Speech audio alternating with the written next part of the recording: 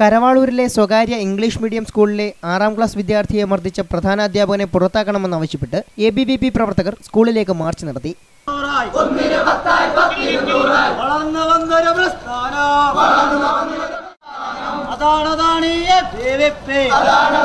വ്യാഴാഴ്ച രാവിലെ 11:30 ആരംഭിച്ച മാർച്ച് ABVP ജില്ലാ കൺവീനർ വിഷ്ണു വിജയൻ ഉദ്ഘാടനം ചെയ്തു.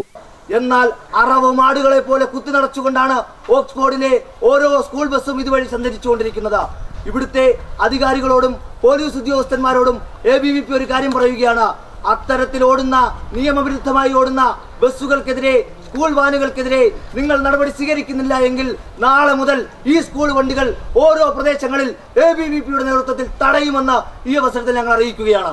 കുട്ടിയെ ദാരുണമായി മർദ്ദിച്ച പ്രഥമാധ്യാപകനെ പുറത്താക്കിയില്ലെങ്കിൽ വരും ദിവസങ്ങളിൽ ശക്തമായ സമരപരിപാടികൾ സംഘടിപ്പിക്കുമെന്നും അദ്ദേഹം കൂട്ടിച്ചേർത്തു. സ്കൂളിന്റെ പ്രധാന ഗേറ്റിനു മുന്നിൽ മാർച്ച് പോലീസ് തടഞ്ഞു.